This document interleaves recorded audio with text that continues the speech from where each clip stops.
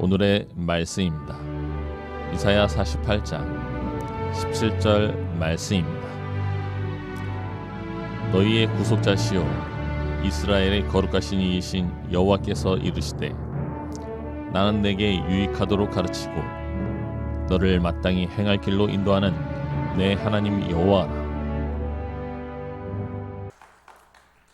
앉아주셔도 되고요.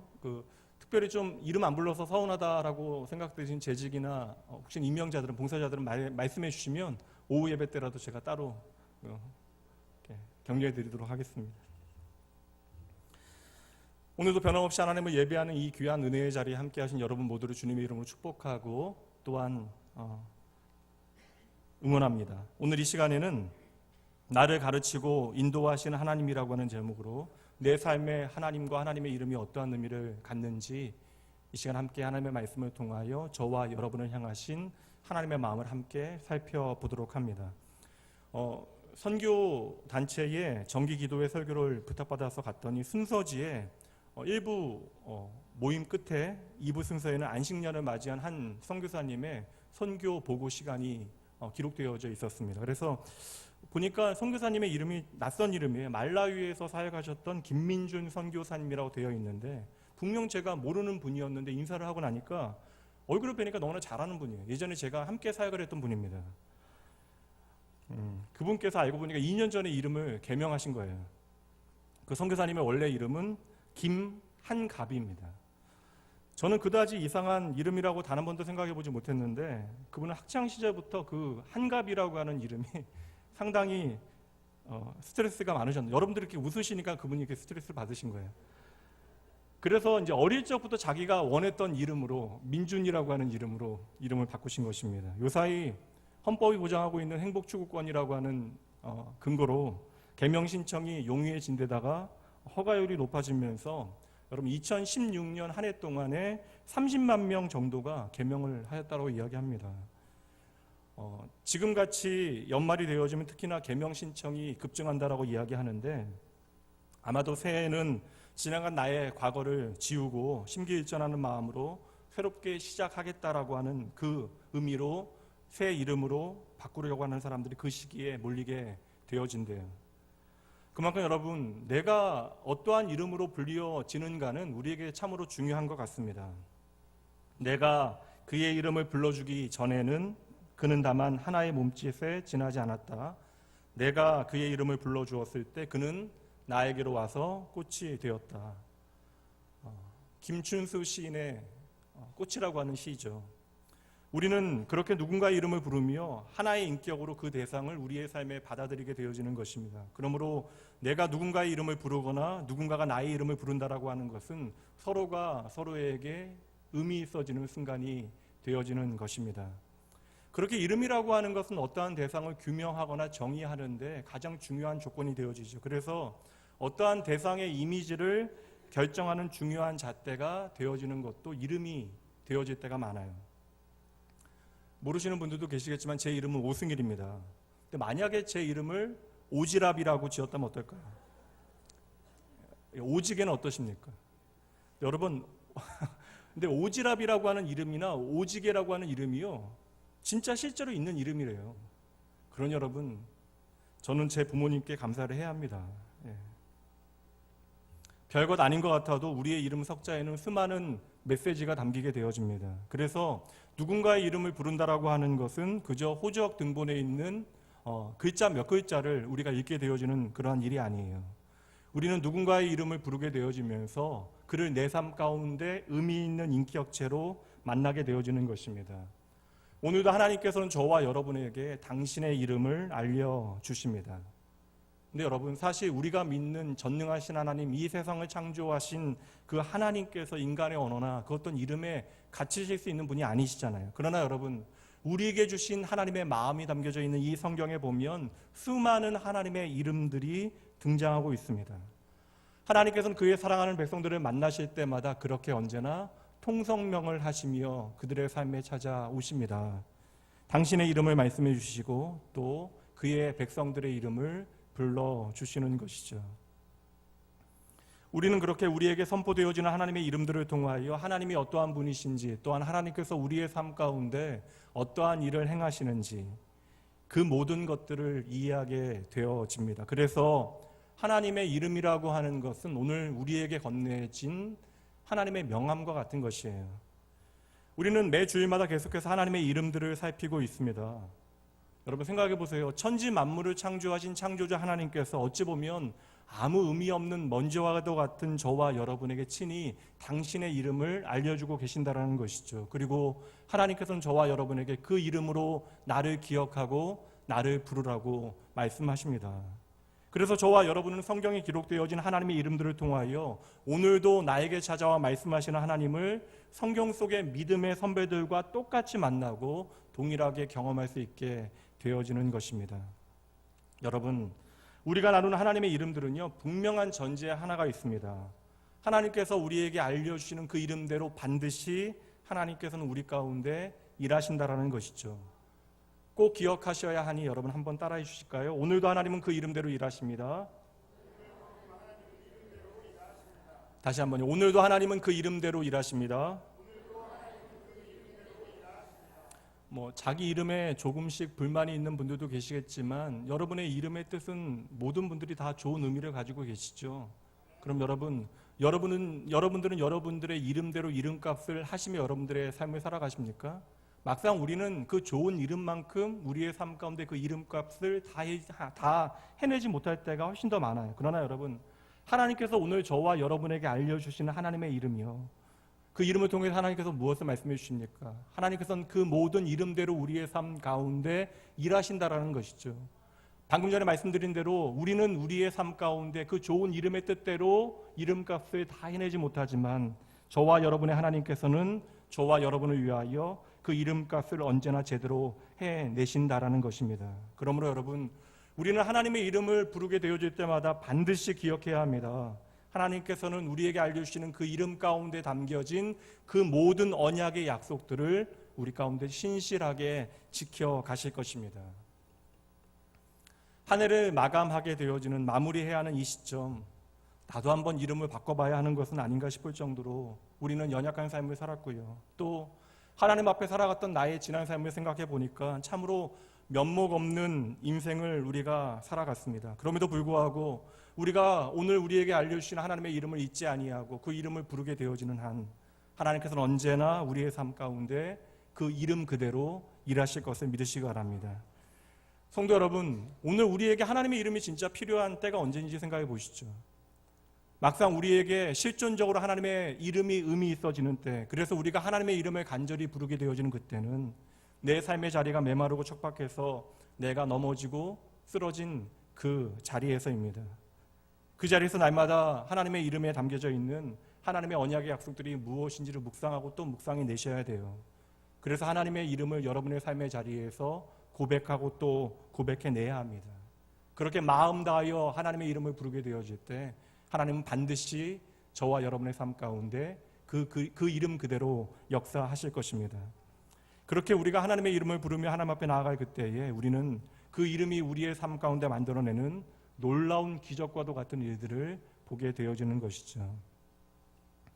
오늘도 나를 향하여 알려주신 하나님의 이름을 통해서 여러분, 다른 것 아니라 여러분, 나를 향하신 하나님의 마음이 무엇인지를 그러므로 붙잡아 내시면 돼요. 하나님은 오늘도 저와 여러분의 삶 가운데 그 이름 그대로 일하시기를 원하십니다. 오늘 우리에게 알려주시는 하나님의 이름은 그래서 나를 가르치시고 인도하시는 하나님입니다. 영국의 희극 배우 찰리 채플린에 대한 일화인데요. 찰리 채플린이 명성을 알리게 되어지고 영국뿐만 아니라 미국에서도 유명해져서 미국 투어를 하게 되어지는 과정 가운데 잠시 머리도 식힐 겸 해서 조용히 홀로 여행을 떠나게 되어집니다. 그러다 어느 시골 마을, LA 지역에서 한 1시간 정도 떨어진 시골 마을을 지나게 되어질 때에 때마침 그곳에 찰리 채플린 흉내내기 대회가 열리고 있었답니다. 그 현수막을 보고서 흥미를 느끼고서는 그 대회를 참관하게 되어지는데 채플린이 장난기가 발동해서는 자기의 신분을 숨기고 그 대회에 출전하게 되어졌던 것이죠. 그런데 심사 결과 진짜 채플린이 겨우 3등을 차지하게 됩니다. 제가 EBS 교육방송에서 이 내용을 보기는 했지만 정확한 진위 여부는 알 수 없어요. 그러나 이 이야기는 우리의 삶의 기준의 중요성에 대하여 새삼 깨닫게 해줍니다.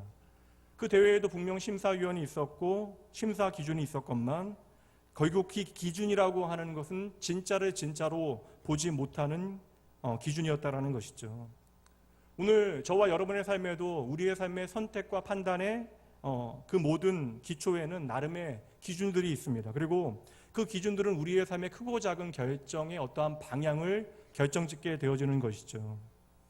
우리의 삶의 기준이 그래서 잘못 세워져 있거나 그 기준 자체가 흔들리게 되어지면 우리는 닻이 끊어진 배처럼 바람과 파도에 이리 밀리고 저리 밀려 표류하게 되어지는 것입니다. 성경에서는 그러한 기준 없는 삶에 대하여 바람에 나는 겨와 같다라고 말씀하고 있습니다. 오늘 우리의 신앙과 삶에 분명한 기준이 없다면 우리가 주일이 되어 이 자리에 앉아서 더할 수 없는 하나님의 이름을 찬양하고 우리의 신앙을 고백하고 선포되어지는 말씀 한 구절마다 아멘으로 응답한다 할지라도 우리의 삶에 하나님의 기준이 없다면 우리가 살아가는 삶의 자리 그 평일에는 혼란 가운데 휘청거리며 우리는 우리의 삶을 방황하며 살아가게 되어지겠죠. 성도 여러분 기억하셔야 됩니다. 하나님의 백성들도 기준을 놓치게 되어지면 이 세상 가운데 흔들리고 방황하게 되어지는 것이에요. 오늘 말씀은 그렇게 내 삶의 기준이 되어지는 하나님의 말씀을 잊어버린 채로 눈에 보이는 것만이 나의 기준인 것처럼 착각한 채 그것들을 쫓아갔던, 그래서 그렇게도 흔들리고 넘어지던 하나님의 백성이었던 이스라엘을 향하여 하나님께서 주신 말씀입니다. 18절과 19절 말씀 봅니다. 내가 나의 명령에 주의하였더라면 내 평강이 강과 같았겠고 내 공의가 바다 물결 같았을 것이며 내 자손이 모래 같았겠고 내 몸의 소생이 모래알 같아서 그의 이름이 내 앞에서 끊어지지 아니하였겠고 없어지지 아니하였으리라. 이스라엘 백성들은 나름대로 자신들의 삶에 분명한 기준을 가지고 살아갔습니다. 그런데 여러분, 내 삶에 내가 가진 그 기준이 만들어내는 결과가 무엇이에요? 하나님을 떠나고 내 삶에 하나님 아닌 다른 우상들을 섬기는 어처구니 없는 선택을 하게 되어졌던 것이죠. 그리고 그들은 그들의 선택의 그 기준으로 말미암아 나라를 잃게 되어지고 하나님을 예배했던 성전을 잃어버리고 결국 이방 땅에 포로로 잡혀가게 되어집니다. 이에 대하여 하나님께서는 그들을 깊이 안타까워하시며 탄식하시며 이 말씀을 주신 것이에요. 너희들이 나의 말에 조금만 신경을 썼더라면 강물 같은 평강과 바다 같은 나의 공의를 누렸을 것인데 너희가 그렇게 쉽게 나를 떠나지 않았더라면 너희와 너희 자손이 바다의 모래알같이 많아져서 이 땅에서 나의 영광을 누렸을 터인데, 오늘 말씀은 여러분 하나님의 백성을 향한 그저 책망이 아니에요. 오늘 말씀은 당신의 백성을 향한 아버지 하나님의 안타까운 탄식이 담겨져 있는 말씀입니다. 하나님께서 그토록 말씀해 주셨음에도 불구하고 그 말씀을 내팽겨치고 내 소견, 내 생각, 내 기준, 내가 보기에 좋은 대로 선택한 다음 그 결과에 대한 책임을 하나님께로 돌려놓고는 언제나 우리는 하나님 너무하세요, 하나님을 향하여 원망합니다. 그러므로 여러분, 오늘 이스라엘 백성들이 나라를 잃고 포로가 되어진 것은 하나님 때문이 아니라 하나님의 백성이 하나님의 말씀을 기준 삼지 않고 하나님을 하나님으로 여기지 않고 살아갔기 때문입니다. 그런데 뻔하고 뻔한 이 실패의 현장 가운데 하나님께서 갑자기 당신의 이름 하나를 말씀해 주시는 것이죠. 그것이 바로 오늘 본문의 말씀이에요. 너희의 구속자시요 이스라엘의 거룩하신 이이신 하나님께서 여호와께서 이르시되, 함께 있습니다. 나는 내게 유익하도록 가르치고 너를 마땅히 행할 길로 인도하는 내 하나님 여호와라. 아멘. 아멘. 나는 내가 유익하도록 가르치고 너를 마땅히 행할 길로 인도하는 내 하나님 여호와라. 하나님은 당장 망하여 눈앞에 현실 가운데 통곡하고 있는 이스라엘을 향하여 하나님 당신을 너희를 가르치고 인도하는 하나님이라고 소개해주고 계시는 것입니다. 우리는 하나님을 믿는다 하지만 때때로 우리의 마음속에 이런 생각들을 하게 되어져요. 성경대로 믿고 성경대로 사는 것이 얼마나 힘든 일이냐. 결국 내가 성경대로 믿고 성경대로 순종하게 되어지면 나만 손해보게 되어지는 것이 아니냐. 그러니 적당히 믿자. 근데 여러분, 이 생각의 전제가 무엇인지 아세요? 이 적당히의 전제는 내 인생은 내 생각과 계획대로 살아야 한다는 것입니다. 좀 더 적극적으로 바꿔 표현해 보면 내 인생의 주인이 나라고 하는 삶의 가치인 것이죠. 이 삶의 가치가 나의 생각에 머물지 아니하고 내 삶의 현실화되어지고 내 삶의 자리에 확대 재생산되어질 때 우리는 가차없이 하나님의 말씀을 버리고 하나님을 떠나가게 되어지는 것입니다. 그렇게 오늘도 세상은 극대화된 인간의 자유를 행복의 열쇠로 믿고 살아가고 있는 것이죠.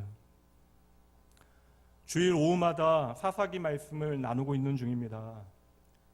주일 예배는 단 한 번뿐이다 라고 하는 흔들림 없는 기준으로 사시는 성도님들께서도 한 달에 한 번쯤은 오후 예배 나와서 말씀을 들어보시죠.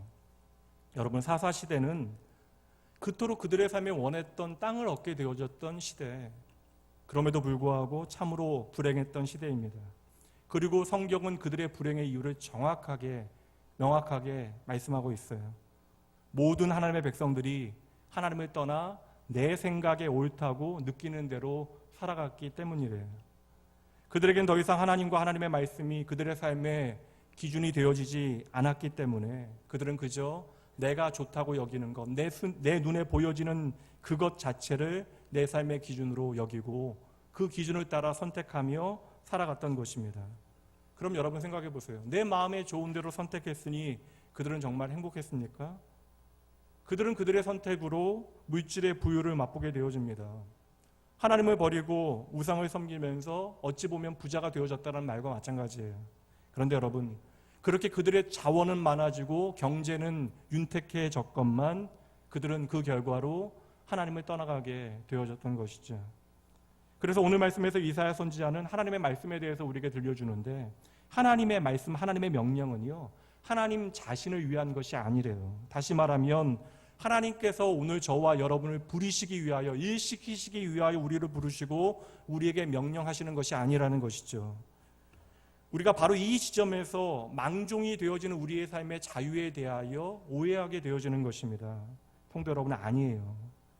하나님께서 온 인류 역사와 모든 나라까지 동원하시고 내 삶에 벌어지는 모든 일들, 우리가 부하거나 가난해지거나 강하거나 약해지거나 심지어 우리의 삶의 실패와 징계를 통해서도 오늘 우리를 가르치시는 그 이유, 그것은 하나님 자신을 위한 것이 아니라 오직 저와 여러분의 유익을 위해서라는 것이죠.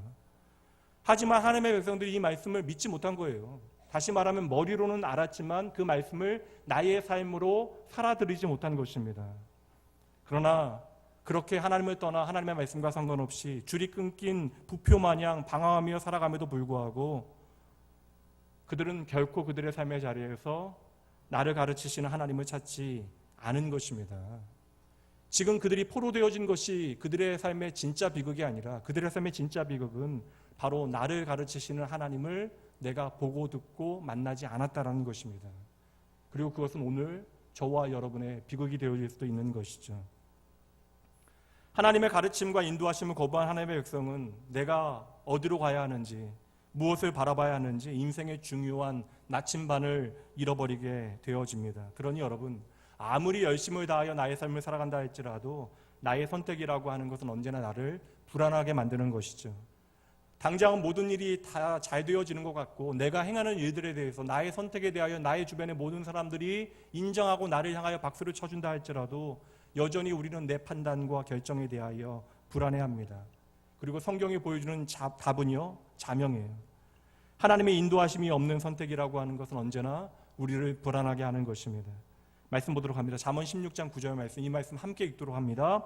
사람이 마음으로 자기의 길을 계획할지라도 그의 걸음을 인도하시는 이는 여호와시니라. 아멘.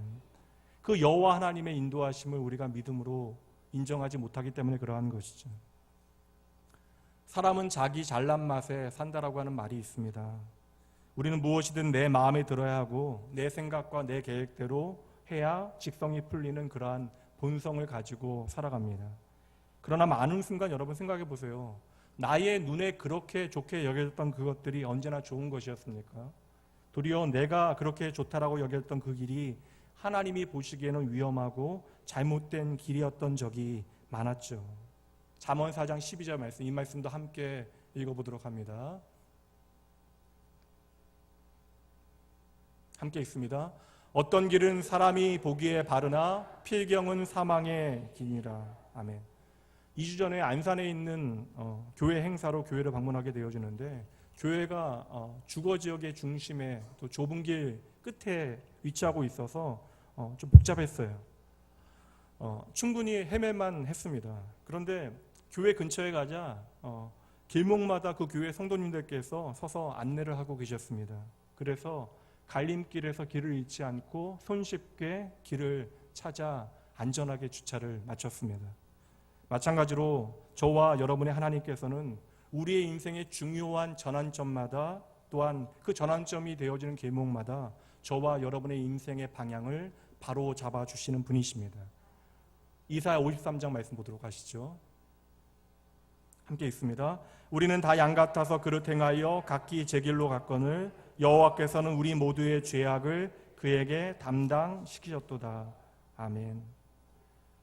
여러분, 오늘 우리는 착각합니다. 내가 2018년 나의 열심을 다하여 최선을 다하여 나의 삶을 잘 경영하였기에, 내가 지혜롭고 내가 좋은 선택들을 하였기에 그 결과로 오늘 이 자리, 이 시간 우리가 이 자리에 위치하고 있다라고 우리는 생각하게 되어지는데, 여러분, 그것이 아닙니다. 하나님께서 언제나 우리의 길을 인도하여 주셨기에, 심지어 우리가 선택한 결과로 우리가 사망의 음침한 골짜기에 있을지라도 하나님께서는 저와 여러분의 인생의 방향을 돌이켜 생명의 길로 인도하여 주셨기에 오늘 우리가 존재하고 있는 것이죠. 그럼에도 불구하고 여러분, 오늘 나의 삶 가운데 계속해서 답이 없다 여겨져서 불안하게 여겨지신다면, 두렵다면, 가장 먼저 오늘 내가 과연 하나님께 귀를 기울이고 배우고 있는가를 점검해 보셔야 합니다. 오늘 우리의 삶에 온통 물음표로 가득합니다. 그래도 도무지 내 삶을 책임질 수 없을 것 같아서 두렵기까지 한 것이죠. 그러나 여러분, 도무지 내가 나의 선택에 대하여 신뢰할 수 없는 그 순간에도 하나님께서는 저와 여러분에게 당신의 이름을 친히 알려주십니다. 나는 너를 유익하게 하려고 가르치고 너를 마땅히 행할 길로 인도하는 내 하나님 여호와라. 여러분, 다시 말씀드립니다. 하나님께서 저와 여러분에게 말씀으로 가르치시는 이유는 저와 여러분을 유익하게 하시기 위함입니다. 그래서 하나님께서는 지난주 말씀처럼 나에게 가장 좋은 것을 주시는 분임을 우리는 확신해야 하는 것이죠. 하나님께서는 나에게 가장 유익한 것이 무엇인지를 아시고, 그리하여 그 길을 우리에게 가르치시되 또 우리가 마땅히 행할 길로 우리의 삶을 인도하시겠다라고 선언하십니다. 마땅히 행할 길이 있다라는 것은 마땅히 행하지 말아야 할 길도 있다라는 것이죠. 그리고 때로는 우리가 그 길의 갈림길에서 무엇을 선택하여야 하는지 도무지 알 수 없는 순간들이 있잖아요. 그러나 여러분, 하나님께서는 그 인생의 갈림길의 모든 물음표를 느낌표로 만드시는 분이심을 여러분 믿으셔야 하는 것입니다. 성도 여러분, 저와 여러분을 인도하시는 하나님 아버지의 길은요, 가도 되고 안 가도 되는 그러한 애매한 길이 아니에요. 저와 여러분을 향한 하나님의 인도하심은 언제나 명확하고 견고한 길입니다. 그러므로 하나님께서 오늘 저와 여러분에게 가르쳐 주시는 마땅히 행할 길이라고 하는 것은 내가 가야 할지 안 가야 할지 고민할 필요가 없는 길, 내가 진리임을 확신하기에 흔들릴 필요가 없는 반석 위에 세워진 길이 되어지는 것입니다. 그럼에도 불구하고 우리가 마땅히 행하여야 하는 길, 나에게 유익이 되어지고 생명이 되어지는 그 길을 걷지 못하는 이유가 무엇이겠어요? 나의 생명 되신 하나님께서 내가 친히 너를 인도하시겠다 말씀하시는데, 그 하나님의 가르치심과 인도하심을 우리가 거절하기 때문에 벌어지는 일들입니다. 오늘 하나님께서는 흔들리는 이 세상 가운데 우리를 친히 반석으로 인도하시겠다라는데, 우리는 하나님께서 인도하시는 그 반석을 떠나서 스스로 흔들리고 요동치는 지진이 나는 땅으로 찾아가는 것이죠. 하나님께서는 이미 우리를 위하여 반석 위에 집을 세워 놓으셨는데, 우리는 그것을 애써 허물고 모래 위에 다시 집을 짓는 인생을 살아갑니다. 그러니 여러분, 오늘 말씀은 생명의 길로 나를 인도하시려는 하나님의 부르심을 거듭 외면하고 거부하는, 그렇게 어리석은 저와 여러분의 인생에 들려지는 하나님의 안타까운 사랑의 외침이 되어지는 것입니다. 성도 여러분, 기억하셔야 돼요. 오직 하나님의 은혜만이 세상과 사람을 변화시키는 희망이 되어집니다. 오늘도 저와 여러분에게 들려지는 하나님의 이름 그대로 나를 가르치시고 인도하시는 하나님이 계시기에 오늘 저와 여러분에게 모든 상황을 뛰어넘어 여전히 소망이 있는 것입니다. 그렇다면 여러분, 우리가 믿는 하나님께서 오늘 우리의 삶 가운데 어찌 우리를 가르치시고 또한 어찌 나를 인도하시는지 잠시 말씀을 통해 살펴보도록 하죠. 하나님의 창조의 현장으로 가볼 터인데 창세기 1장에 보면 하나님께서 이 세상과 저와 여러분을 창조하실 그때에 이 창조되어진 세계는 혼돈과 공허와 흑암이 가득하다라고 기록하고 있습니다. 1장 1절과 2절을 보도록 하죠. 성경의 시작입니다. 태초에 하나님이 천지를 창조하시니라. 2절입니다. 땅이 혼돈하고 공허하며 흑암이 깊음 위에 있고 하나님의 영은 수면 위에 운행하시니라. 아멘. 보세요 여러분, 이 땅의 모든 혼란 위에 흔들릴 그때에 그 위를 바로 하나님의 영이 운행하고 계셨다라고 말씀합니다. 모든 혼란이 뒤엉켜서 답이 없다 여겨지는 그 순간에도 그곳을 다스리시는 분이 바로 여호와 하나님이셨다라는 것이죠. 그렇다면 여러분 생각해 보세요. 왜 하나님께서, 그 거룩하고 완전하신 하나님께서 그 추하고 불완전한 세계 가운데 계십니까? 오늘 말씀 그대로죠.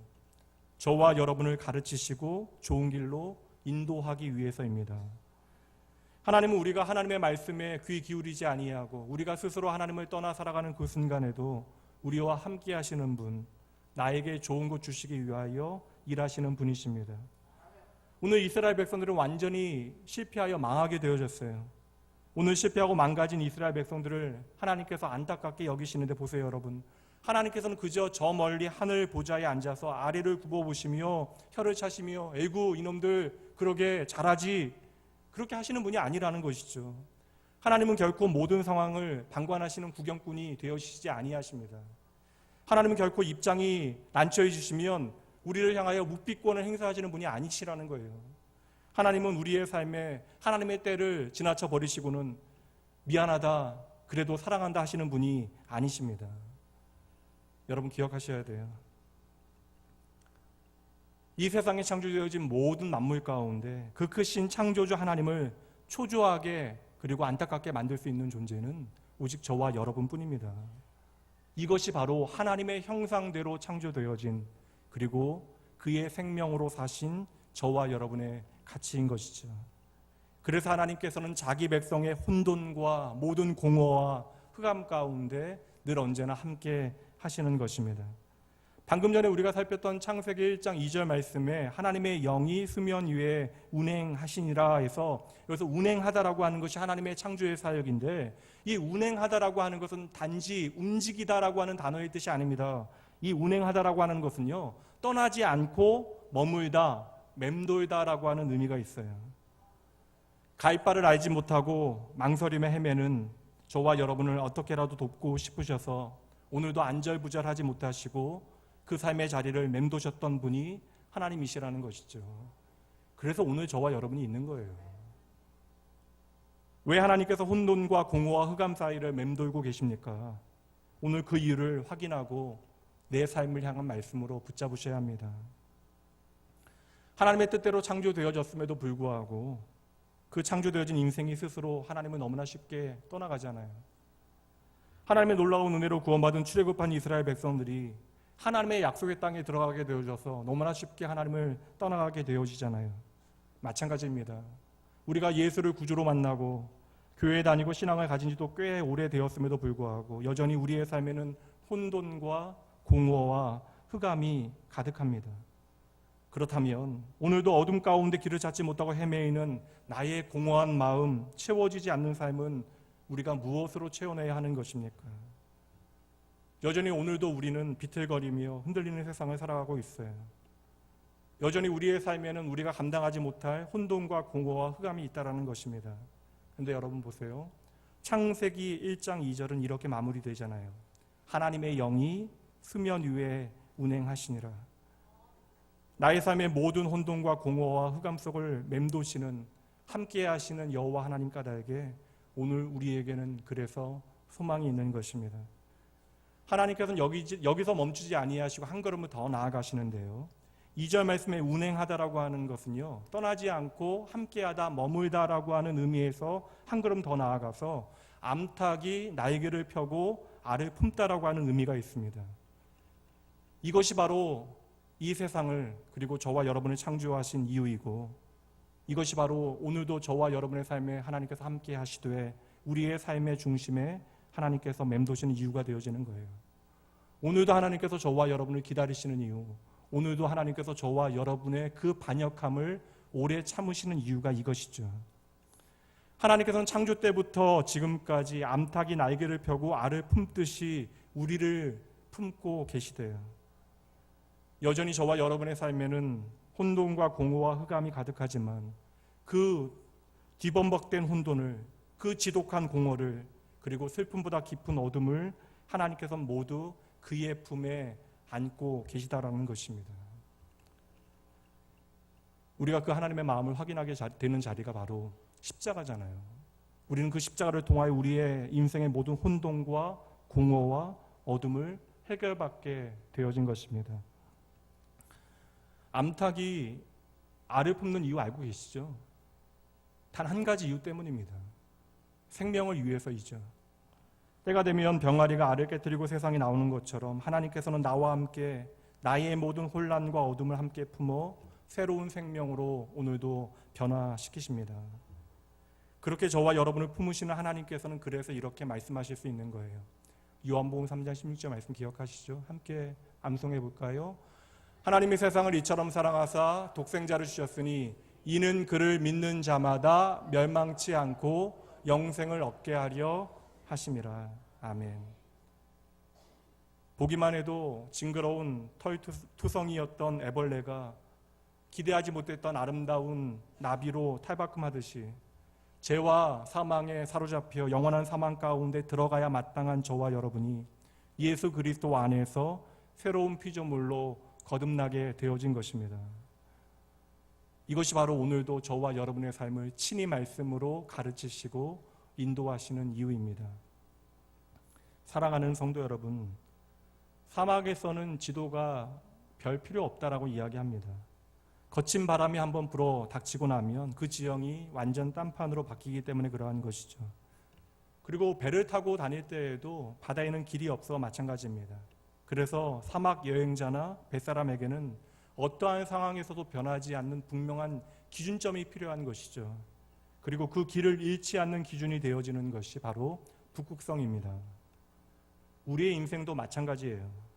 한 치 앞도 예측할 수 없는 우리 인생 가운데 하나님께서 항상 변함없이 그 자리에 있는 북극성과 같이 언제나 저와 여러분의 삶 중심에 계셔서 우리의 삶을 친히 가르치시고 오늘도 인도하고 계십니다. 오늘도 나를 가르치시고 인도하시는 그 하나님의 이름을 통하여, 그러니 여러분, 우리가 붙잡아야 하는 메시지 하나가 있을 것 아닙니까? 여러분들은 오늘도 나를 가르치시고 인도하시는 그 하나님의 이름을 통하여 어떠한 삶의 가치를 붙잡아 내시겠습니까? 이 우주 만물의 주인 되신 하나님께서 나의 주인이 되어 주신다는 것이죠. 그리고 기꺼이 나의 삶을 책임지시겠다라고 약속해 주시는 것입니다. 오늘도 하나님께서는 이 흔들리는 세상 가운데 저와 여러분의 발을 반석 위에 세워주신 분이십니다. 이 믿음은 여전히 혼란스러운 나의 인생과 한없이 흔들리는 이 세상 가운데 우리가 다시 생명으로 시작할 수 있는 귀한 출발점이 되어지는 거예요. 나의 삶 가운데 나를 가르치시고 인도하시는 하나님, 여러분, 이 하나님을 경험하는 것은 어떠한 한 번의 이벤트가 아닙니다. 이례적인 사건이 아니라 우리의 전 인생을 통하여 반복되어져야 하는 과정이어야 하는 것이죠. 저와 여러분은 연약해요. 하나님의 말씀이 끊임없이 우리에게 들려진다 할지라도 때때로 우리는 하나님 아닌 내 자신과 세상의 가치에 우리의 마음을 빼앗기는 순간들이 있을 것입니다. 그러나 여러분, 그 사실에 너무 낙심하지 마세요. 오늘 여러분의 실패에 여러분 그것으로 좌절할 필요 없습니다. 바다 거북이 나이가 들어가게 되어지면 더 정확하게 자신이 태어난 자리로 와서 알을 낳게 되어진대요. 더 정확하게 해가 지날수록. 이것은 단지 여러분 나이의 문제가 아닙니다. 경험의 문제가 되어지는 것이죠. 나의 삶에도 친히 인도하시고 말씀을 통하여 가르치시는 하나님에 대한 경험이 그 확신이 날마다 조금씩 쌓이다 보면 하나님께서 나의 삶을 가르치시고 인도하시는 그 길이 어떠한 돌다리보다도 튼튼하고 안전하다는 사실을 우리는 깨닫게 되어질 것입니다. 여러분, 하나님은 저와 여러분의 모든 것을 다 아실 뿐만 아니라 저와 여러분에게 가장 좋은 길이 어떠한 길인지를 정확하게 알고 계신데요. 길이 없는 광야에서 하나님의 자녀 되어진 이스라엘 백성들을 어찌 인도하셨습니까? 구름 기둥, 불 기둥으로 그들의 삶을 인도하신 것 같이 오늘도 하나님께서는 우리의 삶에 함께 하시며 말씀으로 우리의 삶을 인도해 주시는 것이죠. 한 해를 마무리해야 하는 마지막 달이 되어지니 이런저런 생각이 많아지시죠. 우리가 그렇게 살아낸 한 해의 삶의 그 모든 시간들 가운데는 교차하는 많은 아쉬움이 담겨져 있습니다. 그러나 여러분, 오늘 당장에 여러분의 현실에 마음 조급해하지 마시고 먼저 여전히 오늘도 나를 가르치시고 인도하시는 하나님 바라보시면 돼요. 하나님의 약속의 말씀 한 구절 살펴볼게요. 우리에게 참 위로가 되어지는 말씀입니다. 이사야 46장 4절 말씀입니다. 하나님께서는 이렇게까지 그 인도하심을 우리에게 약속해 주시네요. 이 말씀을 함께 읽어보죠. 너희가 노년에 이르기까지 내가 그리하겠고 백발이 되기까지 내가 너희를 품을 것이라. 내가 지었은즉 내가 업을 것이요 내가 품고 구하여 내리라. 아멘. 얼마나 안심이 되어지는 말씀입니까? 너희가 노년이 되어질 때까지 내가 그리하겠다. 백발이 되어질 때까지. 사랑 고백 같잖아요. 검은 머리 팥불이 되어질 때까지 내가 너를 품어줄게. 내가 너를 지었으니 내가 너를 업고 갈 것이다. 내가 너를 품에 안고 하나님의 구원, 나의 구원에 합당할 때까지 너희와 함께 하겠다. 그러니 여러분 기억하셔야 돼요. 이제 저와 여러분의 삶은요, 내가 노력하고 나의 의지로만 살아내는 삶이 아닙니다. 저와 여러분은 하나님께서 붙드시는 삶을 살아가고 있는 것이죠. 그러니 여러분, 저와 여러분은 실패할 수 없는 거예요. 망할 수 없는 것입니다. 하나님께서는 나의 평생에 심지어 내가 늙고 죽는 그 순간까지 나를 그의 품에 안으시고 가르치고 인도하시겠대요. 말씀을 마치겠습니다. 오늘 말씀의 결론으로 나누기 좋은 말씀이 저는 시편 23편 말씀이라고 생각을 해요. 이 말씀 제가 읽어드릴 터이니 여러분 마음에 깊이 묵상해 보시죠. 여호와는 나의 목자시니 내게 부족함이 없으리로다. 그가 나를 푸른 풀밭에 누이시며 쉴 만한 물가로 인도하시는도다. 내 영혼을 소생시키시고 자기 이름을 위하여 의의 길로 인도하시는도다. 내가 사망의 음침한 골짜기로 다닐지라도 해를 두려워하지 않을 것은 주께서 나와 함께 하심이라. 주의 지팡이와 막대기가 나를 안위하시나이다. 주께서 내 원수의 목전에서 내게 상을 차려주시고 기름을 내 머리에 부으셨으니 내 잔이 넘치나이다. 마지막 말씀 함께 읽죠. 내 평생의 선하심과 인자하심이 반드시 나를 따르리니 내가 여호와의 집에 영원히 살리로다. 아멘. 여러분 기억하셔야만 합니다. 내 삶의 그 어떤 소망도 목표도 없이 내가 한없이 방황하는 그 순간에도 결코 낙심과 포기, 좌절이 우리의 마지막 이야기가 되어질 수 없다는 사실을 기억해내셔야 돼요. 다윗은 지금 위대한 믿음의 고백을 하고 있는 것이 아닙니다. 다윗은 평생 내 삶의 나를 가르치시고 인도하신 그 하나님에 대한 경험을 저와 여러분에게 나누어주고 있는 것이죠. 여러분 기억하셔야 돼요. 심지어 사는 것이 죽는 것보다 못하다 여겨지는 그 순간, 우리를 향한 하나님의 믿음에 우리가 불순종으로 응답할 수밖에 없는 그 순간에도 저와 여러분을 구원하신 하나님은 저와 여러분을 포기하지 못하십니다. 그래서 하나님께서는 오늘도 저와 여러분을 친히 가르치시고 인도해 주시는 거예요. 그러므로 우리는 믿습니다. 내가 가장 큰 절망 가운데 있을지라도 내 삶에 흔들림 없는 유일한 기준은 오직 하나님의 말씀이며 그 어떤 순간에도 하나님은 저와 여러분의 유일한 소망이 되어 주실 것입니다. 이 시간 함께 그 하나님 찬양하도록 하죠.